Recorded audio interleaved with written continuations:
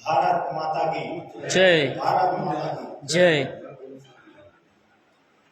भारत को परमाणु बम से गौरवान्वित करने वाले पूर्व प्रधानमंत्री स्वर्गीय अटल बिहारी वाजपेयी, जिनके प्रथम भाषण को सुनकर ही पंडित दीनदयाल उपाध्याय जी ने उनको भारत का अगला प्रधानमंत्री कहा था, उस महान शख्स अटल बिहारी वाजपेयी को मैं सादर प्रणाम करता हूं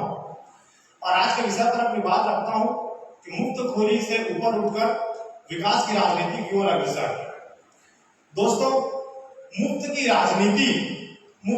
राजनीति का अगर जीता जागता अगर आपको उदाहरण देखना है कि किस तरीके से जनता को लूटकर और जनता को गरीबी में ढकेलने का काम मुफ्त की राजनीति से किया जाता है, तो इसका जीता जागता उदाहरण आज आप दिल्ली में देख सकते हैं, पंजाब में देख सकते हैं, श्रीलंका इसका जीता जागता बहुत बड़ा उदाहरण है। आम आदमी पार्टी की सरकार आने के बाद पिछले 15 वर्षों से उन्होंने मुफ्त की योजनाओं को घर घर तक पहुंचाने के लिए सभी सरकारी खजाने को खाली कर दिया। इसका दुष्परिणाम यह हुआ कि आज एमसीडी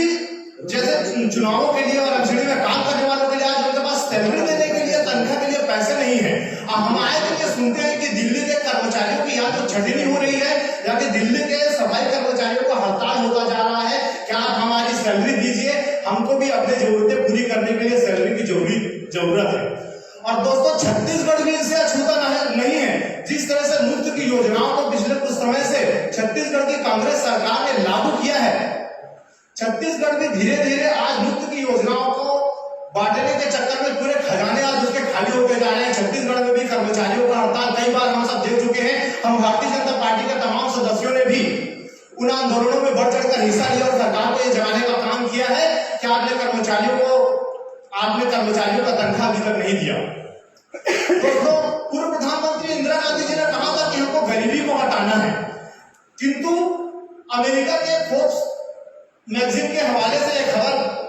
आया था कुछ समय पहले कि आज भी भारत में 80 लाख से अधिक लोग गरीबी रेखा के नीचे हैं, जबकि यह काम पिछले 70 सालों से कांग्रेस सरकार सत्ता में रहते हुए काम कर रही है कि हमको गरीबी को हटाना है। किंतु ये बड़े आश्चर्य की बात है कि 70 साल में सत्ता के रहने के बाद भी वो गरीबी को हटा नहीं सके। 2014 में मोदी जी के सत्ता में आने के बाद हमने इस पर कार्य करना शुरू किया और मोदी जी ने अपने भाषण में कहा था कि हमको मुफ्त की राशन बांटने की जरूरत नहीं है, जरूरत की चीजें बांटने की जरूरत है। और इसी जरूरत की चीजों को आकलन करते हुए उन्होंने एक खांसती हुई मां को गरीब घर में मुद्रा योजना, माफ कीजिएगा, गैस योजना के तहत, उज्ज्वला योजना के तहत गैस देने का काम किया। पूर्व प्रधानमंत्री राजीव गांधी जी ने कहा था खुले मंच पे, जब हमारी सरकार 1 रुपया देती है तो जनता तक सिर्फ 25 पैसा पहुंचता है। इसका मतलब उन्होंने साफ कहा था कि 20 के उनके अधिकारी भ्रष्टाचार में लिप्त रहते हैं। इसलिए जरूरत की चीजों को ध्यान में रखते हुए प्रधानमंत्री नरेंद्र भाई मोदी जी ने गरीब और मजदूर किसानों को भी जीरो मुद्रा योजना, जीरो बैलेंस के तहत बैंकों में खाता खुलवाने का काम किया, जिससे पूरा आज 1 रुपया सरकार जो भेजती है, पूरा 1 रुपया आज गरीब मजदूर जनता तक पहुंचता है।